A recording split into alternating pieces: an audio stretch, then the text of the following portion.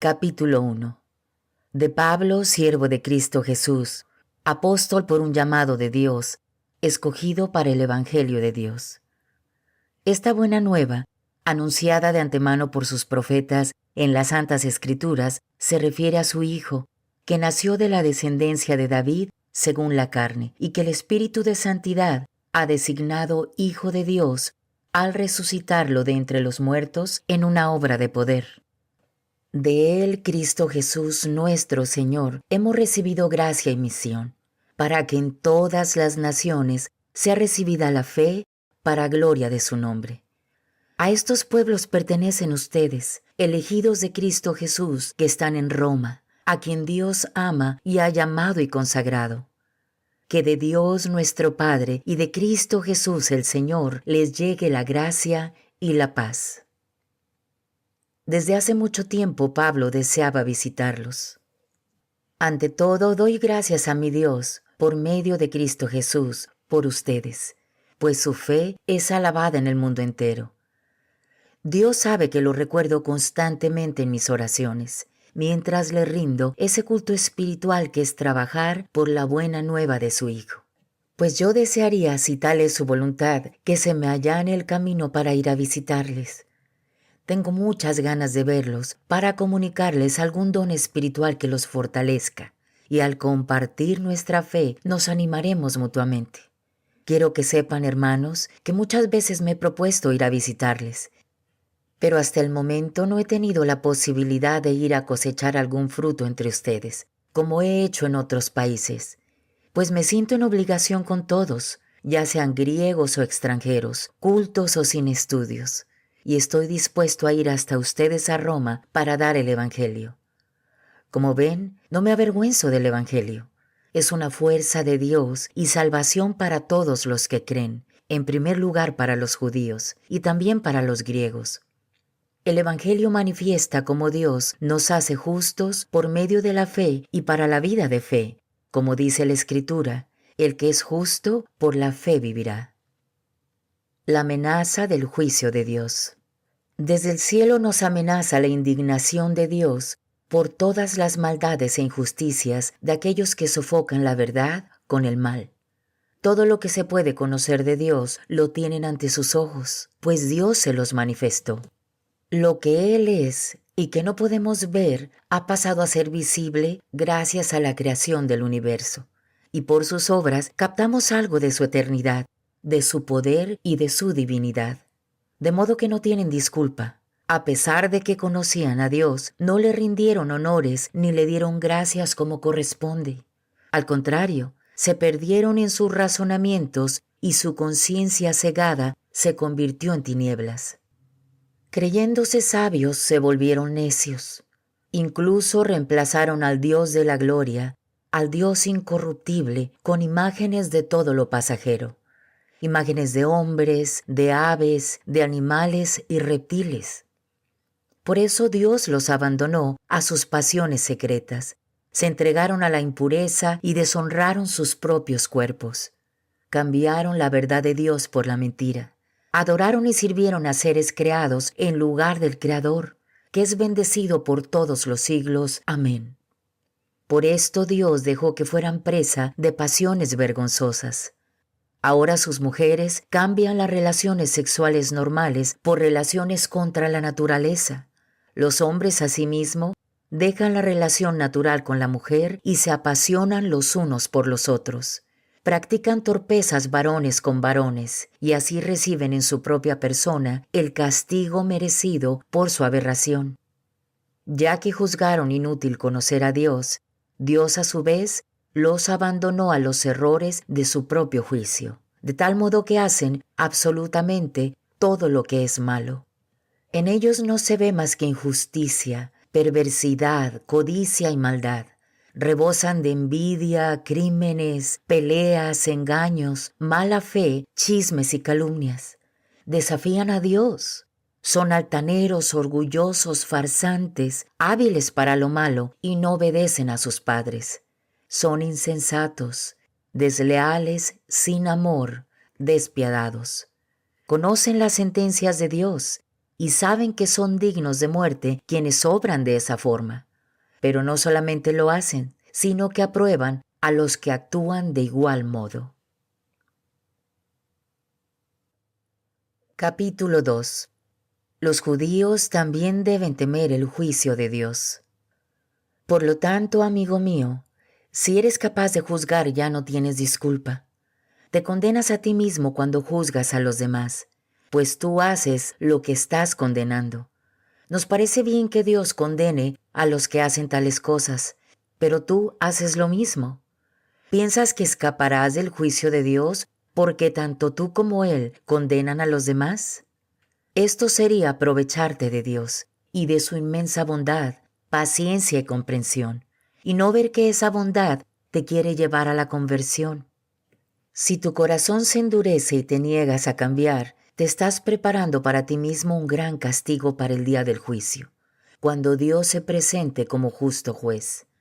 Él pagará a cada uno de acuerdo con sus obras, dará vida eterna a quien haya seguido el camino de la gloria, del honor y la inmortalidad, siendo constante en hacer el bien. Y en cambio, habrá sentencia de reprobación para quienes no han seguido la verdad, sino más bien la injusticia. Habrá sufrimientos y angustias para todos los seres humanos que hayan hecho el mal, en primer lugar para el judío y también para el griego. La gloria, en cambio, el honor y la paz serán para todos los que han hecho el bien, en primer lugar para el judío y también para el griego, porque Dios no hace distinción de personas. Cada uno es juzgado por su conciencia. Quienes pecaron sin conocer la ley serán eliminados sin que se hable de la ley, y los que pecaron conociendo la ley serán juzgados por la ley. Porque no son justos ante Dios los que escuchan la ley, sino los que la cumplen. Cuando los paganos, que no tienen ley, cumplen naturalmente lo que manda la ley, están escribiendo ellos mismos esa ley que no tienen, y así demuestran que las exigencias de la ley están grabadas en sus corazones. Serán juzgados por su propia conciencia, y los acusará o los aprobará su propia razón, el día en que Dios juzgue lo más íntimo de las personas por medio de Jesucristo. Es lo que dice mi Evangelio. Porque mira, tú eres judío y te apoyas en la ley y te sientes orgulloso de tu Dios. Conoces su voluntad porque la ley te la enseñó y sabes cómo actuar según las circunstancias. Tú te crees guía de ciegos, luz en la oscuridad, maestro de los que no saben, el que enseña a niños chicos y posees en la ley todo lo esencial y las normas del conocimiento y de la verdad. Pues bien, tú que enseñas a los demás, ¿por qué no te instruyes a ti mismo? Dices que no hay que robar y tú robas. Dices que no se debe engañar a la propia esposa y tú lo haces. Afirmas que aborreces a los ídolos, pero robas en sus templos. Te sientes orgulloso de la ley, pero pasas por encima de ella, de tal manera que deshonras a tu Dios. Ya lo dice la Escritura. Ustedes son causa de que los paganos insulten el nombre de Dios.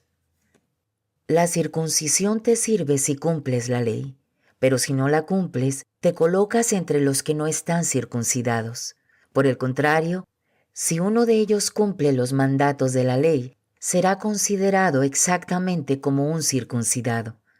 El que cumple la ley, sin estar marcado físicamente con la circuncisión, podrá juzgarte a ti, que eres infiel a la ley, a pesar de que tienes a la vez la circuncisión y la ley. Porque lo que a uno lo hace judío no es algo exterior, y la circuncisión real no es la que está hecha en el cuerpo.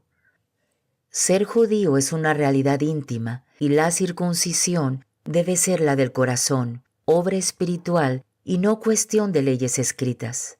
No es algo que puedan valorar los hombres, sino solo Dios.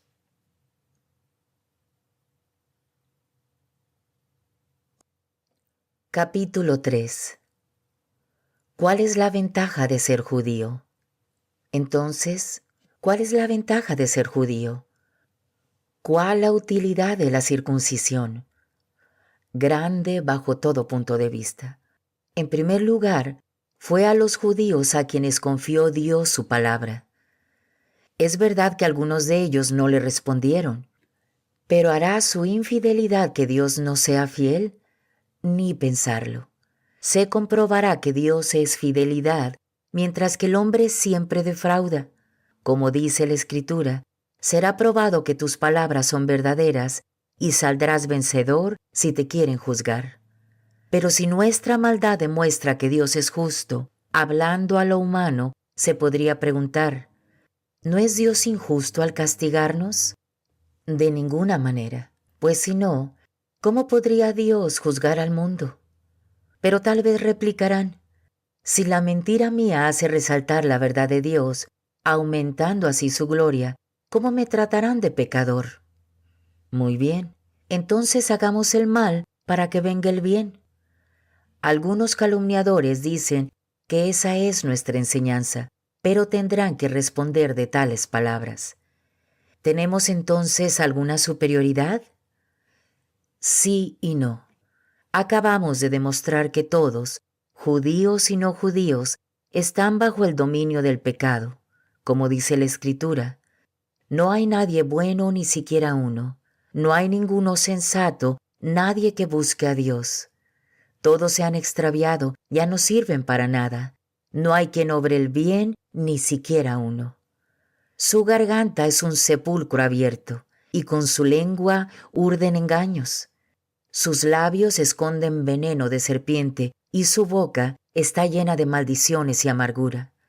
Corren a donde puedan derramar sangre. Detrás de ellos dejan ruina y miseria. No conocen el camino de la paz. El temor de Dios es lo que menos recuerdan. Pero sabemos que todo lo que dice la Escritura está dicho para el mismo pueblo que recibió la ley.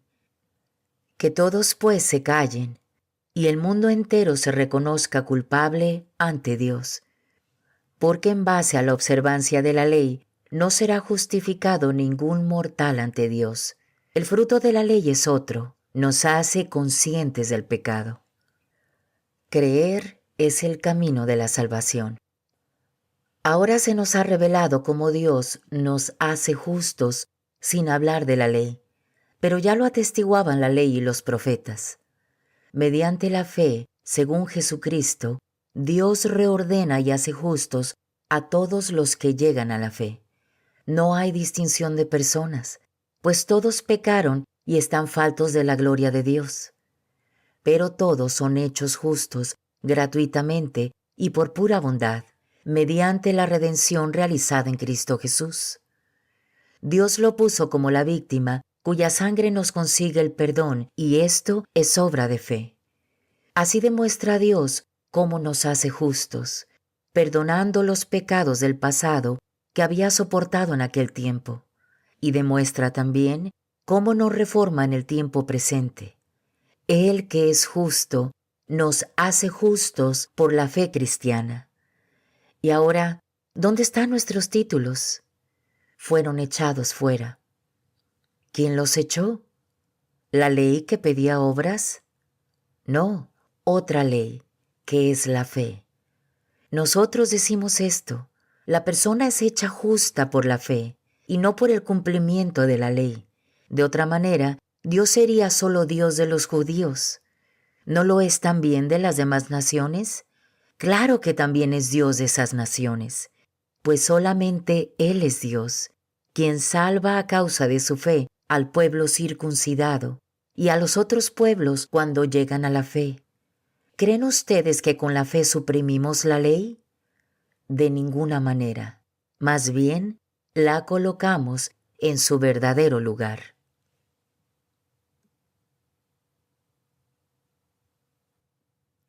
Capítulo 4. Abraham, padre de los creyentes. Hablemos pues de Abraham, nuestro padre según la carne. ¿Qué fue lo novedoso en él? Abraham fue justo ante Dios, y si lo hubiera conseguido por sus obras, podría ostentar sus méritos, pero no los tiene ante Dios. En efecto, ¿qué dice la Escritura? Abraham creyó a Dios, quien se lo tomó en cuenta para hacerlo justo. Cuando alguien ha realizado una obra o trabajo, no se le entrega el salario como un favor, sino como una deuda. Por el contrario, al que no puede presentar obras, pero cree en aquel que hace justos a los pecadores, se le toma en cuenta su fe para hacerlo justo. Así David felicita al que Dios cuenta entre los justos, sin que sea el fruto de sus obras. Felices aquellos cuyos pecados han sido perdonados y cuyas ofensas han sido olvidadas. Feliz el hombre a quien Dios no le toma en cuenta su pecado.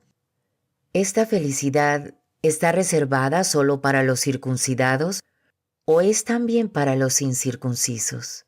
Acabamos de decir que se tomó en cuenta la fe de Abraham para contarlo entre los justos. ¿Pero cuándo se dio eso? ¿Antes de circuncidarse o después? No después, sino antes. Justamente recibió el rito de la circuncisión como un sello o como una señal de la justicia que reciben aquellos que creen cuando todavía no están circuncidados. De manera que Abraham es el padre de todos los que creen sin haber sido circuncidados, y Dios se lo toma en cuenta para hacerlos justos y santos. Y también es el padre del pueblo judío, con tal que no se contenten con la circuncisión, sino que sigan además las huellas de nuestro padre Abraham, que creyó cuando todavía no estaba circuncidado. Es fácil ver que la promesa hecha por Dios a Abraham, o más bien a su descendencia, de que el mundo le pertenecería, no era fruto de la ley, sino de la nueva justicia que procura la fe. Si debiéramos cumplir la ley para conseguir la promesa, la fe ya no tendría sentido, y la promesa también se quedaría en nada, pues la ley solamente trae condena. Ley y transgresión van juntas. Por eso la fe es el camino y todo es don. De este modo, la promesa de Abraham queda asegurada para toda su raza, no solo para sus hijos según la ley, sino también para aquellos que por la fe son hijos suyos. Abraham es el padre de todos nosotros, como dice la Escritura. Te hago padre de muchas naciones. Y llegó a serlo cuando creyó en aquel que da vida a los muertos y llama a existir lo que aún no existe. Abraham creyó y esperó contra toda esperanza, llegando a ser padre de muchas naciones, según le habían dicho. Mira cuán numerosos serán tus descendientes. No vaciló en su fe, olvidando que su cuerpo ya no podía dar vida. Tenía entonces unos 100 años, y que su esposa Sara ya no podía tener hijos.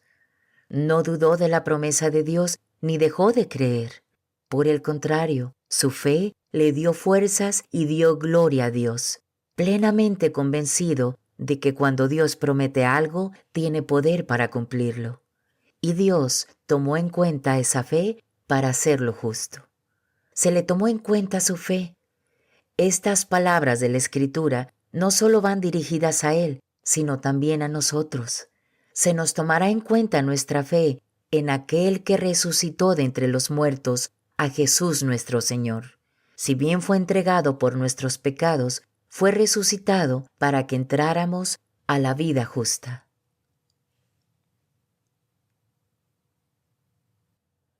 Capítulo 5.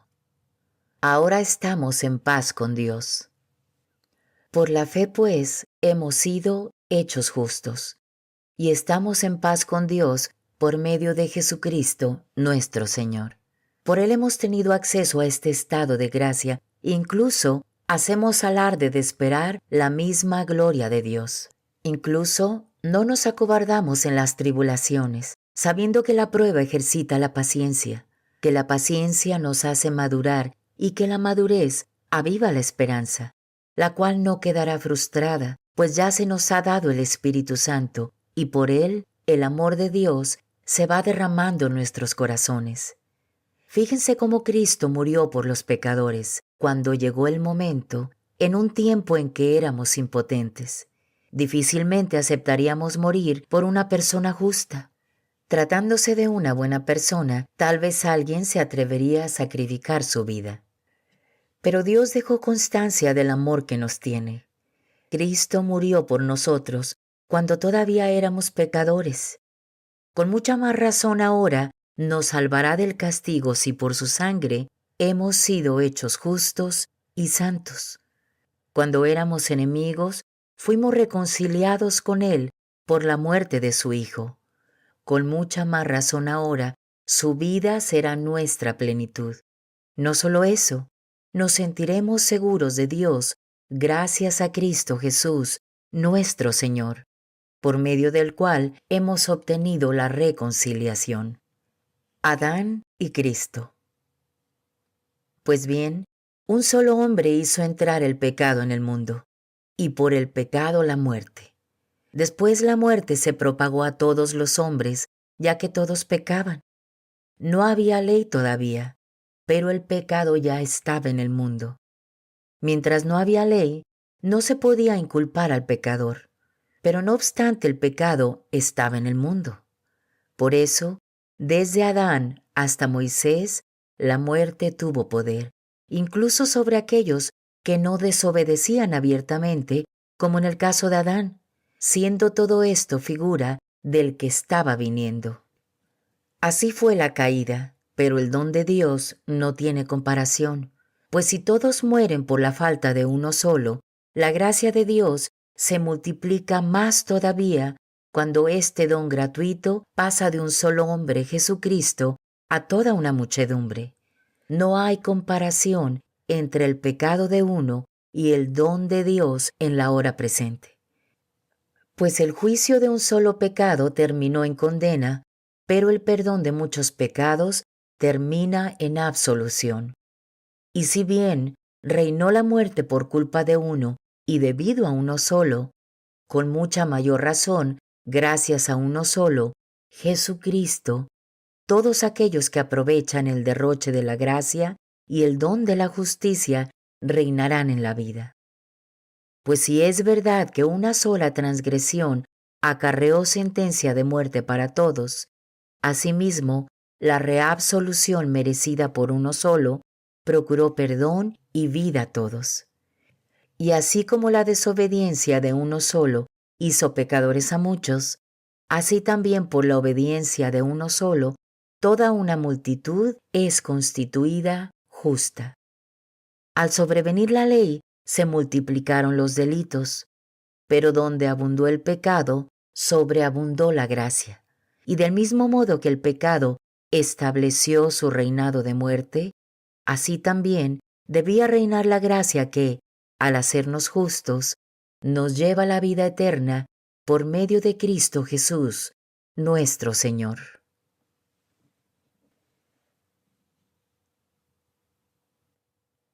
Capítulo 6. Por el bautismo hemos muerto con Cristo. ¿Qué conclusión sacaremos? ¿Continuaremos pecando para que la gracia venga más abundante? Por supuesto que no. Si hemos muerto al pecado, ¿cómo volveremos a vivir en él? ¿No saben que todos nosotros, al ser bautizados en Cristo Jesús, hemos sido sumergidos en su muerte? Por este bautismo en su muerte fuimos sepultados con Cristo, y así como Cristo fue resucitado de entre los muertos por la gloria del Padre, así también nosotros empezamos una vida nueva. Si la comunión en su muerte nos injertó en Él, también compartiremos su resurrección. Como ustedes saben, el hombre viejo que está en nosotros ha sido crucificado con Cristo. Las fuerzas vivas del pecado han sido destruidas para que no sirvamos más al pecado. Hemos muerto, ¿no es cierto? Entonces ya no le debemos nada. Pero si hemos muerto con Cristo, debemos creer que también viviremos en Él. Sabemos que Cristo, una vez resucitado de entre los muertos, ya no muere más. Desde ahora la muerte no tiene poder sobre Él. Así pues, si hay una muerte para el pecado que es para siempre, también hay un vivir que es vivir para Dios. Así también ustedes deben considerarse a sí mismos muertos para el pecado y vivos para Dios en Cristo Jesús. No dejen que el pecado tenga poder sobre este cuerpo. Ha muerto. Y no obedezcan a sus deseos. No le entreguen a sus miembros, que vendrían a ser como armas perversas al servicio del pecado. Por el contrario, ofrézcanse ustedes mismos a Dios, como quienes han vuelto de la muerte a la vida, y que sus miembros sean como armas santas al servicio de Dios. El pecado ya no los volverá a dominar, pues no están bajo la ley, sino bajo la gracia. Díganme, ¿el hecho de que ya no estemos bajo la ley, sino bajo la gracia, nos autoriza a pecar? Claro que no. Si se entregan a alguien como esclavos sumisos, ya serán esclavos de aquel a quien obedecen. Si ese dueño es el pecado, irán a la muerte, mientras que obedeciendo a la fe alcanzarán una vida santa. Así pues, demos gracias a Dios, porque antes tenían como dueño al pecado, pero han obedecido de todo corazón a esa doctrina a la cual se han entregado. Y liberados del pecado, se hicieron esclavos del camino de justicia. ¿Ven que uso figuras muy humanas? Pues tal vez les cueste entender. Hubo un tiempo en que llevaron una vida desordenada e hicieron sus cuerpos esclavos de la impureza y del desorden. Conviértanlos ahora en servidores de la justicia verdadera para llegar a ser santos. Cuando eran esclavos del pecado, se sentían muy libres respecto al camino de justicia. Pero con todas esas cosas de las que ahora se avergüenzan, ¿cuál ha sido el fruto? Al final está la muerte. Ahora, en cambio, siendo libres del pecado y sirviendo a Dios, trabajan para su propia santificación y al final está la vida eterna. El pecado paga un salario y es la muerte. La vida eterna, en cambio, es el don de Dios en Cristo Jesús, nuestro Señor.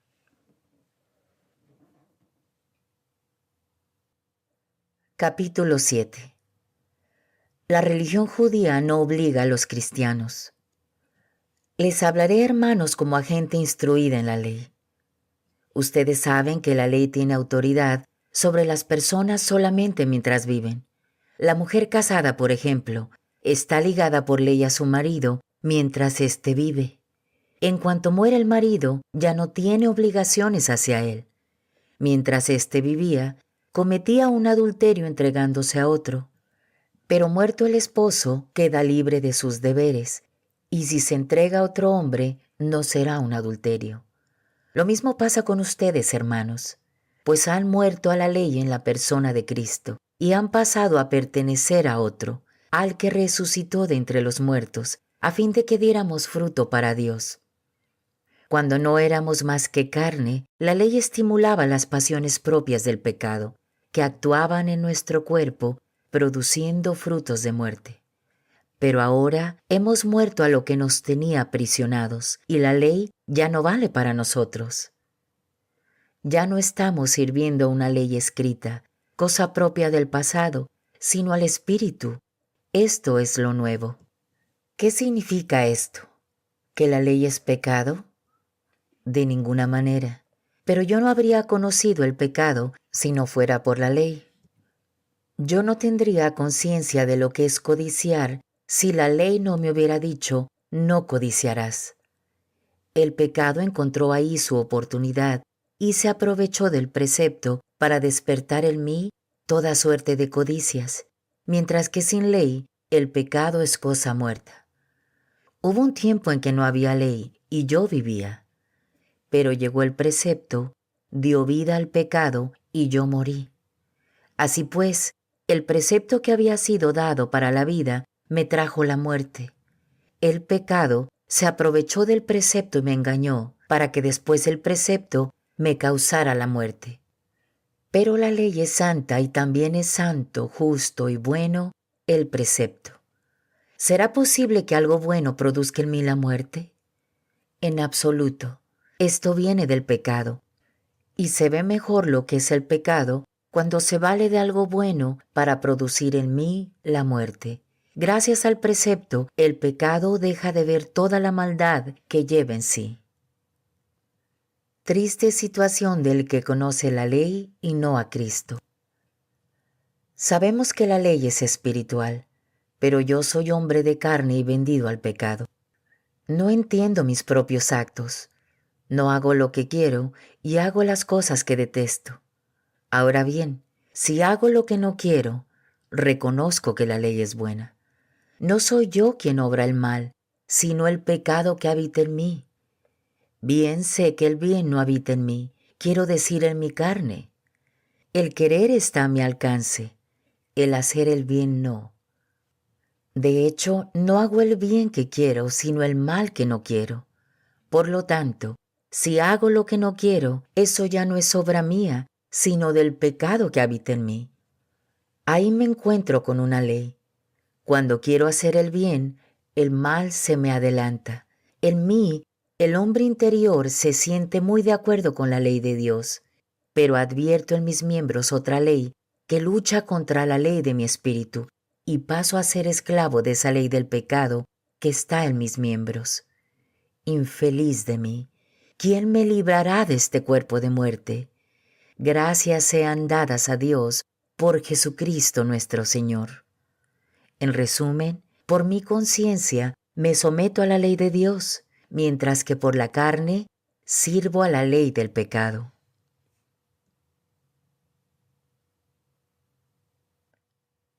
Capítulo 8. Hemos recibido el Espíritu. Ahora bien, esta condenación ya no existe para los que viven en Cristo Jesús. En Cristo Jesús, la ley del Espíritu de vida te ha liberado de la ley del pecado y de la muerte. Esto no lo podía hacer la ley, por cuanto la carne era débil y no le respondía. Dios entonces quiso que su propio Hijo llevara esa carne pecadora, lo envió para enfrentar al pecado y condenó el pecado en esa carne. Así en adelante, la perfección que buscaba la ley había de realizarse en los que no andamos por los caminos de la carne, sino por los del Espíritu. El Espíritu nos guía. Los que viven según la carne no piensan más que carne. Los que viven según el Espíritu buscan las cosas del Espíritu. Pero no hay sino muerte en lo que ansía la carne, mientras que el Espíritu anhela vida y paz. Los proyectos de la carne están en contra de Dios, pues la carne no se somete a la ley de Dios y ni siquiera puede someterse. Por eso los que viven según la carne no pueden agradar a Dios. Ustedes ya no están en la carne, sino que viven en el Espíritu, pues el Espíritu de Dios habita en ustedes. Si alguno no tuviera el Espíritu de Cristo, éste no le pertenecería. Pero Cristo está en ustedes, y aunque el cuerpo lleve en sí la muerte a consecuencia del pecado, el Espíritu es vida por haber sido santificado. Y si el Espíritu de aquel que resucitó a Cristo de entre los muertos está entre ustedes, el mismo que resucitó a Jesús de entre los muertos dará también vida a sus cuerpos mortales por medio de su Espíritu que habita en ustedes. Entonces, hermanos, no vivamos según la carne, pues no le debemos nada. Si viven según la carne, necesariamente morirán. Más bien, den muerte a las obras del cuerpo mediante el Espíritu y vivirán. Todos aquellos a los que guía el Espíritu de Dios son hijos e hijas de Dios. Entonces, no vuelvan al miedo. Ustedes no recibieron un espíritu de esclavos, sino el espíritu propio de los hijos que nos permite gritar, Abba, o sea, Padre. El Espíritu asegura a nuestro espíritu que somos hijos de Dios. Siendo hijos, son también herederos. La herencia de Dios será nuestra y la compartiremos con Cristo. Y si hemos sufrido con Él, estaremos con Él también en la gloria. También el universo espera su redención. Estimo que los sufrimientos de la vida presente no se pueden comparar con la gloria que nos espera y que ha de manifestarse. El universo está inquieto, pues quiere ver lo que verdaderamente son los hijos e hijas de Dios. Pues si la creación está sometida a lo efímero, no es cosa suya, sino de aquel que le impuso este destino. Pero le queda la esperanza, porque el mundo creado también dejará de trabajar para el polvo y compartirá la libertad y la gloria de los hijos de Dios. Vemos que la creación entera gime y sufre dolores de parto. Y también nosotros, aunque ya tengamos el Espíritu como un anticipo de lo que hemos de recibir, gemimos en nuestro interior mientras esperamos nuestros derechos de hijos y la redención de nuestro cuerpo. Estamos salvados, pero todo es esperanza. ¿Quieres ver lo que esperas? Ya no sería esperar, porque ¿quién espera lo que ya tiene a la vista? Esperemos pues sin ver, y lo tendremos si nos mantenemos firmes. Somos débiles, pero el Espíritu viene en nuestra ayuda. No sabemos cómo pedir ni qué pedir, pero el Espíritu lo pide por nosotros, con gemidos inefables. Y aquel que penetra los secretos más íntimos entiende esas aspiraciones del Espíritu, pues el Espíritu quiere conseguir para los santos lo que es de Dios. ¿Quién nos podrá apartar del amor de Dios? También sabemos que Dios dispone todas las cosas para bien de los que lo aman, a quienes Él ha escogido y llamado.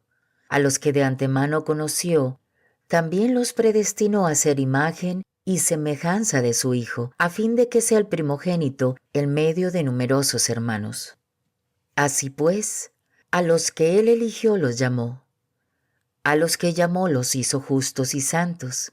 A los que hizo justos y santos les da la gloria. ¿Qué más podemos decir? Si Dios está con nosotros, ¿quién estará con nosotros? Si ni siquiera se reservó a su propio Hijo, sino que lo entregó por todos nosotros, ¿cómo no nos va a dar con Él todo lo demás? ¿Quién acusará a los elegidos de Dios? Dios mismo los declara justos. ¿Quién los condenará? ¿Acaso será Cristo el que murió y más aún resucitó y está a la derecha de Dios intercediendo por nosotros? ¿Quién nos separará del amor de Cristo? ¿Acaso las pruebas, la aflicción, la persecución, el hambre, la falta de todo, los peligros o la espada? Como dice la Escritura, por tu causa nos arrastran continuamente a la muerte, nos tratan como ovejas destinadas al matadero. Pero no, en todo eso saldremos triunfadores gracias a aquel que nos amó.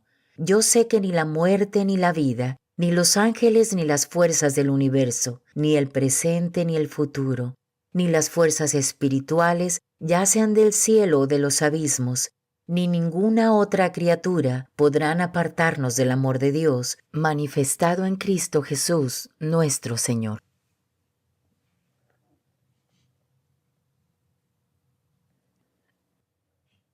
Capítulo 9. ¿Por qué no han creído los judíos? Quiero hablarles en Cristo. Todo será verdad y no miento, tal como mi conciencia me lo atestigua en el Espíritu Santo. Siento una tristeza muy grande y una pena continua, hasta el punto que desearía ser rechazado y alejado de Cristo en lugar de mis hermanos. Me refiero a los de mi raza. Ellos son los israelitas, a quienes Dios adoptó. Entre ellos descansa su gloria con las alianzas, el don de la ley, el culto y las promesas de Dios. Suyos son los grandes antepasados, y Cristo es uno de ellos según la carne, el que como Dios está también por encima de todo. Bendito sea por todos los siglos. Amén. No quiero hablar de un fracaso de las promesas de Dios, porque no todos los israelitas son Israel, como tampoco los descendientes de Abraham eran todos hijos suyos.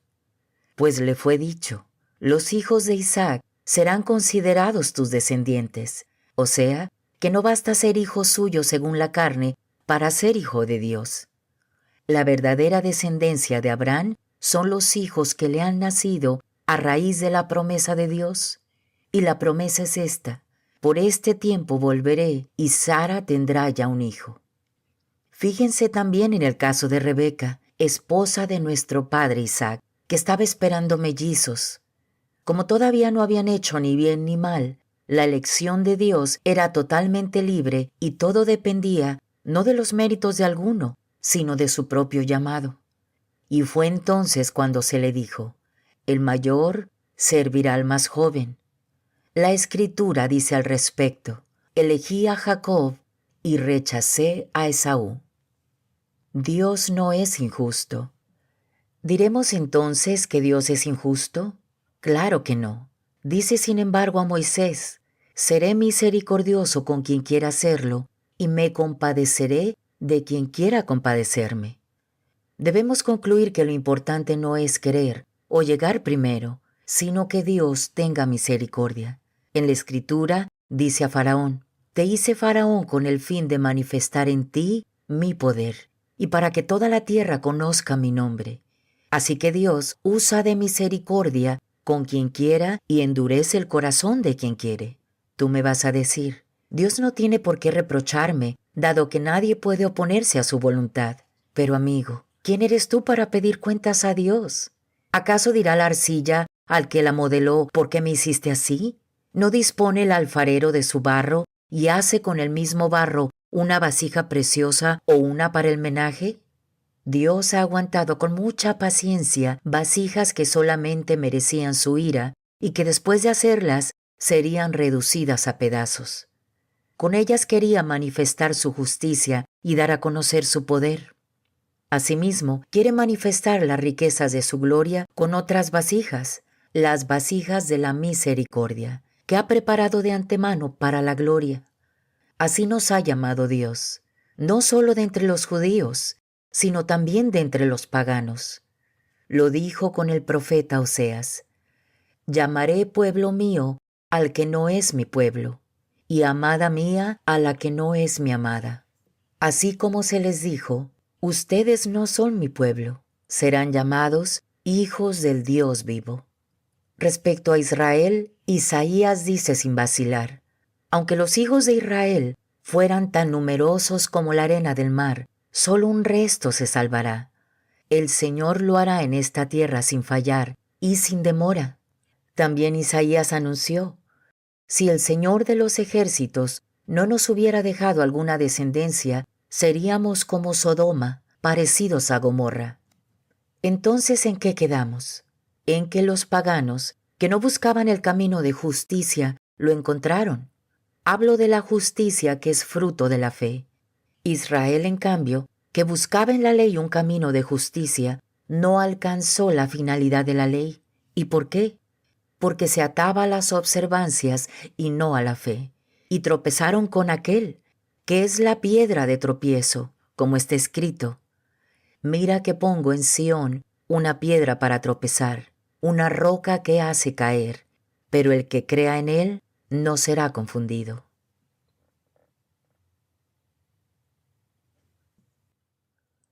Capítulo 10. Los judíos quisieron ser justos por sí mismos. Hermanos, deseo de todo corazón y pido a Dios que los judíos se salven. Declaro en su favor que sienten celo por el servicio de Dios, pero en una forma equivocada. No entienden cómo Dios nos da la verdadera justicia y se empeñan en construir la suya, y por esta razón no hicieron caso del camino de Dios, porque la ley lleva a Cristo, y es entonces cuando por la fe se llega a ser justo.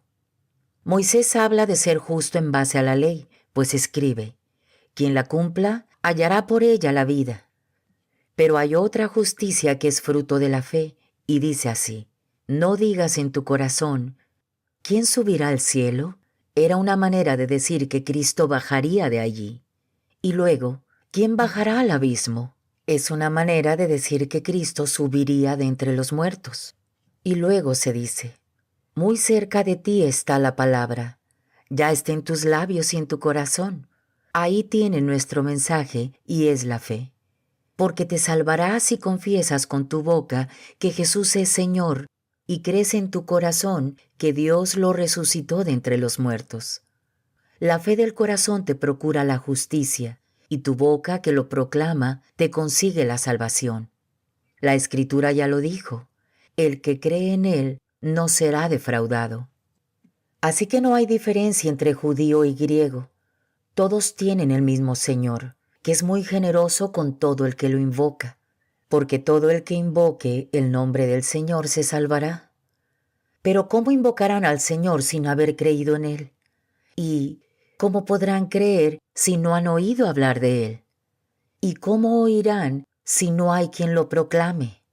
¿Y cómo lo proclamarán si no son enviados? Como dice la Escritura: qué bienvenidos los pies de los que traen buenas noticias. Pero es un hecho que no todos aceptaron la buena noticia. Como decía Isaías, Señor, ¿quién nos ha escuchado y ha creído? Así pues, la fe nace de una proclamación, y lo que se proclama es el mensaje cristiano. Me pregunto, ¿será porque no oyeron? Claro que oyeron. Esta voz resonó en toda la tierra, y sus palabras se oyeron hasta en el último rincón del mundo. Y sigo preguntando, ¿cómo puede ser que Israel no entendiera? Y de inmediato Moisés nos dice, yo haré que te pongas celoso de una nación que ni siquiera es nación. Excitaré tu enojo contra una nación insensata. Isaías luego se atreve a decir, fui hallado por los que no me buscaban y me manifesté a quienes no preguntaban por mí. Pero añade y se refiere a Israel, todo el día extendí mis manos hacia un pueblo desobediente y rebelde.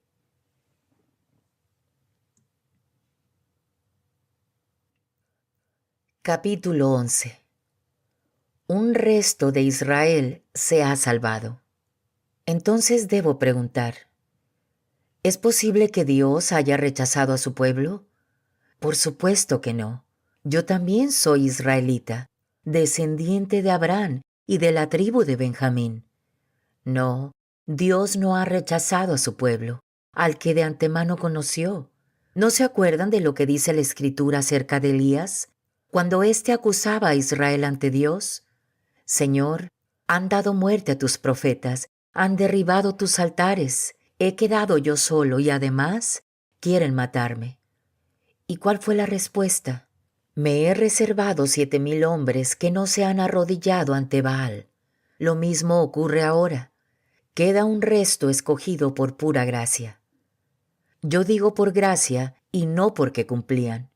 De otra manera la gracia no sería gracia. ¿Y entonces qué?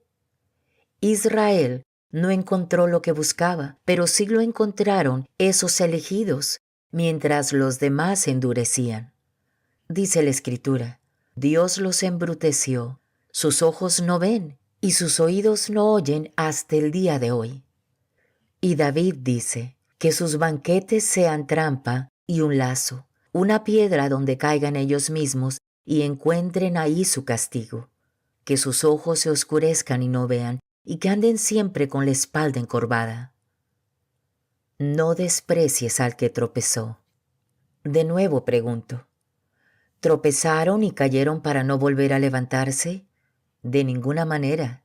A consecuencia de su traspié, la salvación ha sido llevada a los paganos, y esto será un desafío para ellos. Si la caída de Israel fue una riqueza para el mundo, y lo que perdieron enriqueció a las naciones paganas, ¿cómo será cuando Israel alcance su plenitud? A ustedes que no son judíos les digo, si yo, apóstol de los no judíos, pongo tanto empeño en cumplir con mi oficio, es porque quiero despertar los celos de mi raza y así salvar a algunos de ellos. Si su exclusión ha sido reconciliación del mundo con Dios, ¿qué significará su reintegración, sino que la vida resurge de entre los muertos? Cuando se consagran a Dios las primicias, queda todo bendecido. Si la raíz es santa, lo serán también las ramas. ¿Ves que algunas ramas han sido cortadas, mientras que a ti te tomaron de un olivo silvestre para injertarte en el árbol bueno de ellos, beneficiándote así de la raíz y de la savia del olivo? No desprecies a esas ramas. ¿Cómo puedes sentirte superior? No eres tú el que sostiene la raíz, sino que es la raíz la que te sostiene a ti. Dirás tal vez, cortaron las ramas para injertarme a mí. Muy bien, no creyeron y fueron desgajados, mientras que tú estás ahí gracias a la fe. Pero no seas orgulloso y vigila tus pasos, porque si Dios no perdonó a las ramas naturales, menos aún te perdonará a ti. Fíjate que Dios es a la vez bondadoso y severo.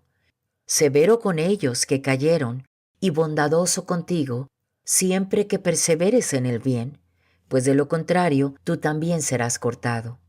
En cuanto a ellos, si no se obstinan en rechazar la fe, serán injertados, pues Dios es capaz de injertarlos de nuevo. Si tú fuiste sacado del olivo silvestre, que era tu misma especie, para ser injertado en el olivo bueno, que no era de tu especie, será mucho más fácil para ellos que son de la misma especie del olivo. Israel se salvará. Quiero, hermanos, que entiendan este misterio y no se sientan superiores. Una parte de Israel va a quedarse endurecida hasta que el conjunto de las naciones haya entrado. Entonces todo Israel se salvará, según dice la Escritura. De Sión saldrá el libertador que limpiará a los hijos de Jacob de todas sus faltas. Y esta es la alianza que yo haré con ellos después de borrar todos sus pecados. Si los miramos desde el Evangelio, ellos son enemigos, lo que es para el bien de ustedes. Pero ateniéndose a la elección, ellos son amados en atención a sus padres, porque Dios no se arrepiente de su llamado ni de sus dones. Pues bien, ustedes, que no obedecían a Dios, fueron perdonados a través de la desobediencia de los judíos. Ellos, a su vez, serán perdonados después de la actual desobediencia que les ha traído el perdón a ustedes. Así Dios hizo pasar a todos por la desobediencia, a fin de mostrar a todos su misericordia. Qué profunda es la riqueza, la sabiduría y la ciencia de Dios. ¿Cómo indagar sus decisiones o reconocer sus caminos? ¿Quién entró jamás en los pensamientos del Señor? ¿A quién llamó para que fuera su consejero? ¿Quién le dio primero para que Dios tenga que devolvérselo? Todo viene de Él, por Él acontece y volverá a Él. A Él sea la gloria por siempre. Amén.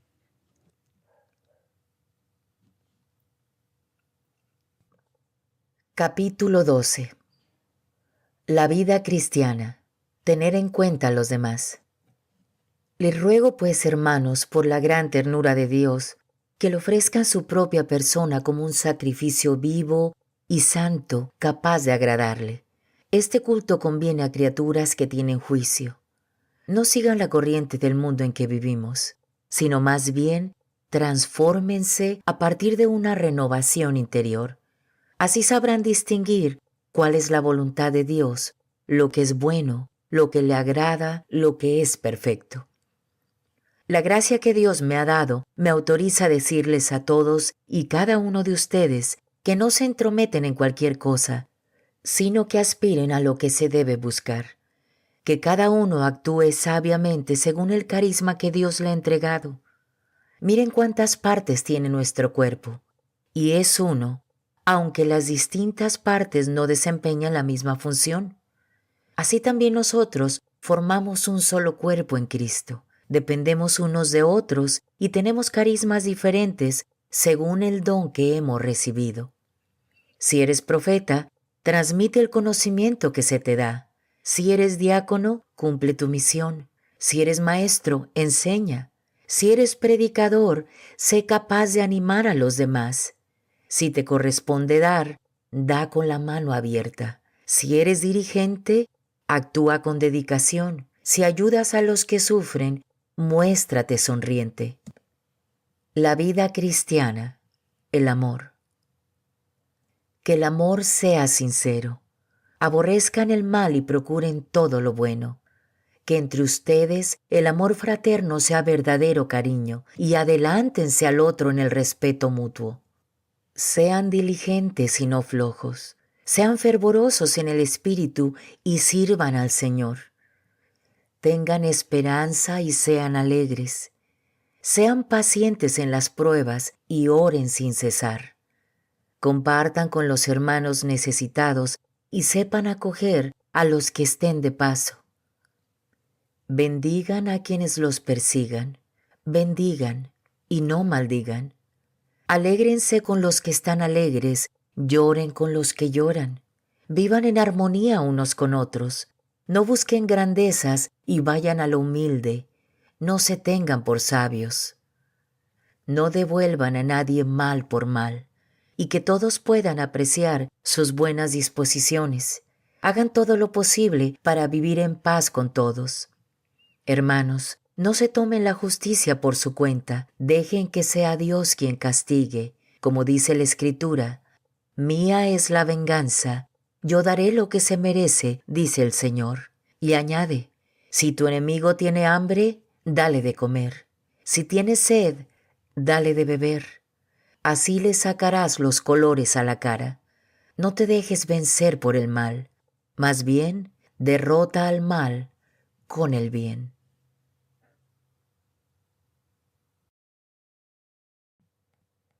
Capítulo 13. Obedecer a las autoridades. Cada uno en esta vida debe someterse a las autoridades, pues no hay autoridad que no venga de Dios, y los cargos públicos existen por la voluntad de Dios. Por lo tanto, el que se opone a la autoridad se rebela contra un decreto de Dios y tendrá que responder por esa rebeldía. No hay por qué temer a las autoridades cuando se obra bien, pero sí cuando se obra mal. ¿Quieres vivir sin tener miedo a las autoridades? Pórtate bien y te felicitarán. Han recibido de Dios la misión de llevarte al bien.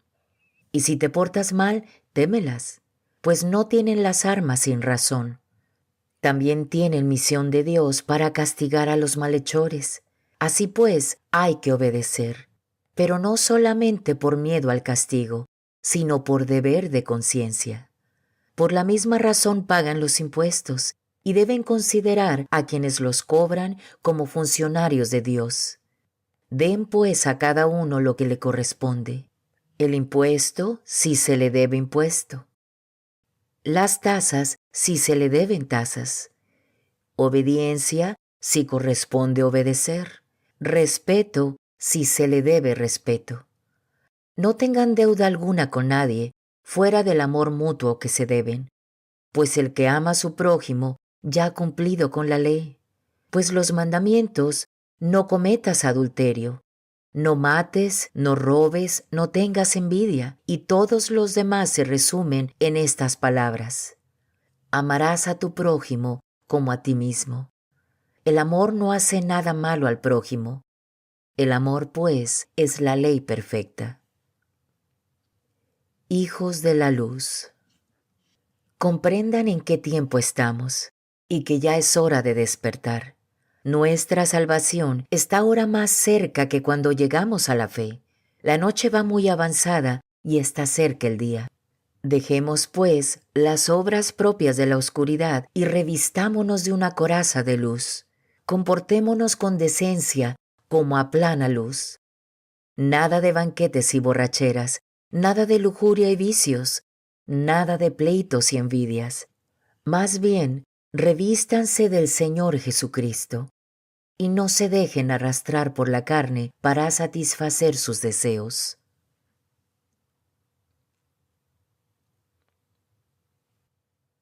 Capítulo 14. Actitud comprensiva con los de conciencia débil. Sean comprensivos con el que no tiene segura su fe y dejen las discusiones que terminan en división.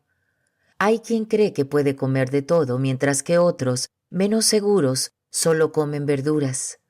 El que come de todo no debe despreciar al que se abstiene, y el que no come de todo, que no critique al que come, pues Dios lo ha tomado tal como es. ¿Y quién eres tú para criticar al servidor de otro? Si se mantiene en pie o se cae, es asunto de su patrón. Pero no se caerá porque su Señor tiene poder para mantenerlo en pie. Para unos hay días propicios y días que no lo son, mientras que para otros todos los días son iguales. Que cada uno, pues, siga su propio parecer. El que se preocupa por un día de buena suerte, lo hace por el Señor. El que come, lo hace por el Señor, pues al comer le da gracias. Y también el que no come, lo hace por el Señor y le da igualmente gracias. De hecho, ninguno de nosotros vive para sí mismo y ninguno muere para sí mismo. Si vivimos, vivimos para el Señor, y si morimos, morimos para el Señor. Tanto en la vida como en la muerte pertenecemos al Señor. Por esta razón, Cristo experimentó la muerte y vive para ser Señor de los muertos y de los que viven. Entonces tú, ¿por qué criticas a tu hermano? ¿O por qué lo desprecias? Todos hemos de comparecer ante el tribunal de Dios. Está escrito: juro por mí mismo, palabra del Señor, que toda rodilla se doblará ante mí y toda lengua confesará la verdad ante Dios. Que quede bien claro que cada uno de nosotros dará cuenta a Dios de sí mismo. Dejemos pues de juzgarnos los unos a los otros. Examinémonos más bien, no sea que pongamos delante de nuestro hermano algo que lo haga tropezar. Yo sé y estoy seguro de ello en el Señor Jesús, que ninguna cosa es impura de por sí, pero sí lo es para quien la considera impura. Entonces, si tú ofendes a tu hermano con lo que comes, ya no vives según el amor. No vayas a destruir con tu dieta aquel por quien murió Cristo. No den motivo de escándalo, aun cuando tengan la razón. Piensen que el reino de Dios no es cuestión de comida o bebida, sino de justicia, de paz y alegría en el Espíritu Santo.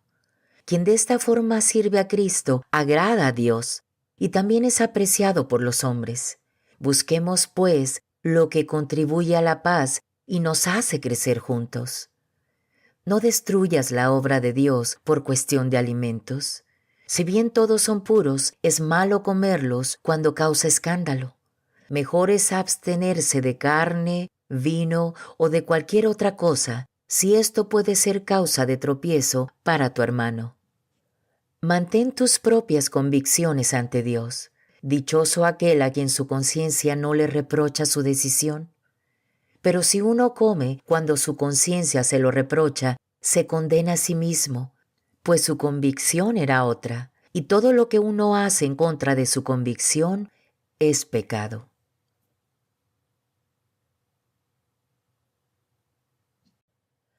Capítulo 15.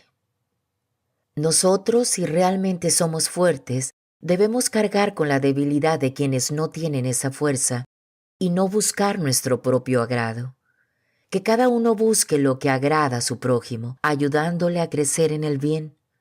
El mismo Cristo no hizo lo que le agradaba, como dice la Escritura: los insultos de los que te insultaban cayeron sobre mí. Todas esas escrituras proféticas se escribieron para enseñanza nuestra, de modo que perseverando y teniendo el consuelo de las Escrituras, no nos falte esperanza. Que Dios, de quien procede toda perseverancia y consuelo, les conceda también a todos vivir en buen acuerdo, según el Espíritu de Cristo Jesús. Entonces ustedes, con un mismo corazón y una sola voz, alabarán a Dios, Padre de nuestro Señor Jesucristo.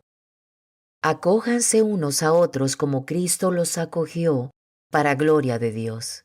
Entiéndanme. Cristo se puso al servicio del pueblo judío para cumplir las promesas hechas a sus padres, porque Dios es fiel. ¿Y los otros pueblos? Esos darán gracias a Dios por su misericordia, lo dice la Escritura. Por eso te bendeciré entre las naciones y alabaré tu nombre. Y también, alégrense naciones paganas junto con el pueblo de Dios. Y de nuevo, canten al Señor todos los pueblos y alábenlo todas las naciones. A su vez Isaías dice: surgirá un descendiente de Jesé y se levantará para guiar las naciones. En él pondrán éstas su esperanza. Que el Dios de toda esperanza los colme de gozo y paz en el camino de la fe, y haga crecer en ustedes la esperanza por el poder del Espíritu Santo. Pablo se siente responsable de los cristianos de Roma. Personalmente estoy convencido, hermanos, de que también ustedes están llenos de buena voluntad, colmados de todo conocimiento y que son capaces de amonestarse mutuamente. Sin embargo, me atreví a hablarles con franqueza para recordarles algunas cosas. Lo hago con la autoridad que Dios me dio cuando hizo de mí el ministro de Cristo Jesús entre las naciones paganas para el oficio sagrado del Evangelio de Dios, para hacer de esas naciones una ofrenda agradable a Dios, santificada por el Espíritu Santo. Por eso en las cosas de Dios tengo el orgullo que se puede tener en Cristo Jesús. Pero no me atrevería a hablar de otra cosa fuera de lo que Cristo ha hecho valiéndose de mí, para que los paganos reciban la fe, mis palabras y mis obras con cantidad de milagros y prodigios y el poder del Espíritu Santo. Desde Jerusalén hasta el Ilírico, por todas partes he esparcido la buena nueva de Cristo. Pero he tenido cuidado, y de esto me honro, de no predicar en lugares donde ya se conocía a Cristo y de no edificar sobre fundamentos ajenos. Me guié por la Escritura. Lo verán aquellos a quienes no había sido anunciado, lo conocerán los que nada habían oído. La ayuda para los cristianos de Jerusalén. Este trabajo me tenía tan ocupado que no pude llegar hasta ustedes. Pero como lo deseo desde hace varios años, y ahora ya no hay lugar para mí en esas regiones, lo haré cuando vaya a España. Espero pasar por donde ustedes y verlos, y cuando haya disfrutado plenamente de su compañía, me ayudarán a seguir viaje hacia allá. Ahora me dirijo a Jerusalén para asistir a esa comunidad, pues en Macedonia y Acaya les pareció bien hacer una colecta en favor de los pobres de la comunidad de Jerusalén. Quisieron hacerlo, y de hecho estaban en deuda con ellos, pues si han participado de los bienes espirituales de los judíos, es justo que los sirvan en lo material. Cuando haya cumplido este encargo y entregado las ayudas recibidas, me dirigiré a España pasando por donde ustedes, y sé muy bien que llegaré donde ustedes con toda la bendición de Cristo. Pero les ruego, hermanos, en nombre de Cristo Jesús nuestro Señor y del amor, fruto del Espíritu, que recen a Dios por mí. Luchen conmigo rogando por mí para que pueda escapar de los enemigos de la fe en Judea y para que la comunidad reciba con agrado la ayuda que le llevo. Así llegaré con alegría donde ustedes, y si Dios quiere, descansaré en su compañía. El Dios de la paz esté con ustedes. Amén.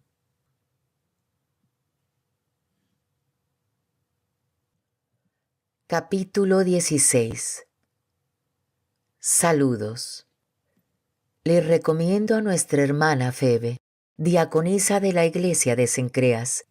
Recíbanla bien, como debe hacerse entre cristianos y santos hermanos, y ayúdenla en todo lo que necesite, pues muchos están en deuda con ella y yo también.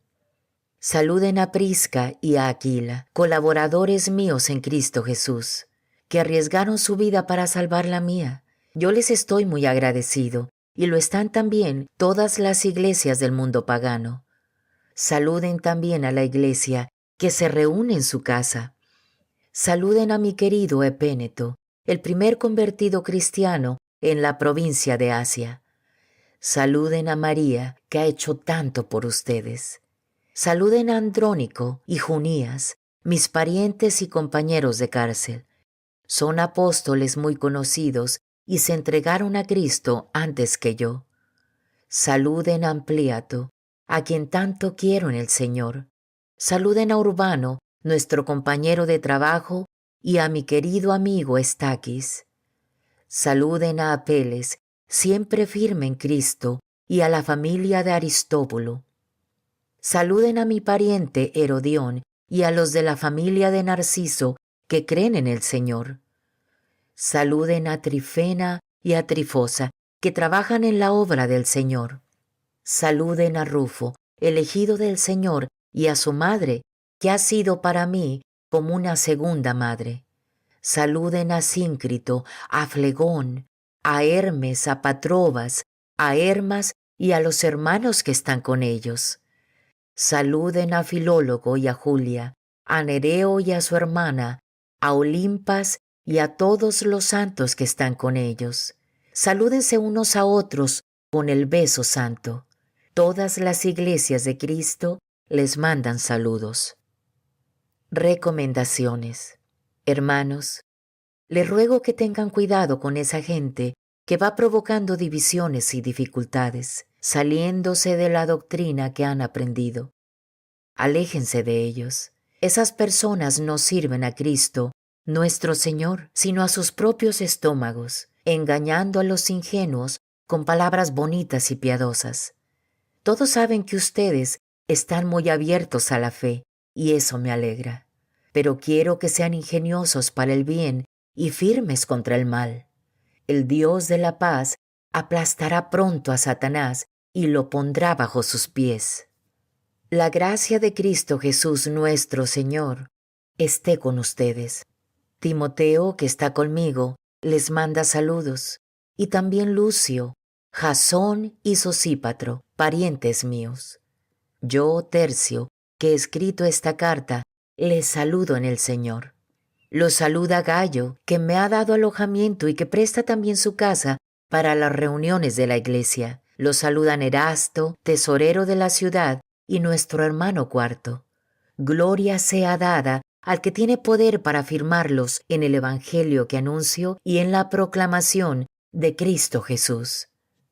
Pues está descubriendo el plan misterioso mantenido oculto desde tantos siglos, y que acaba de ser llevado a la luz mediante las escrituras proféticas. Esta es decisión del Dios eterno, y todas las naciones tendrán que aceptar la fe. A Dios, el único sabio, por medio de Cristo Jesús, a Él sea la gloria por siempre. Amén.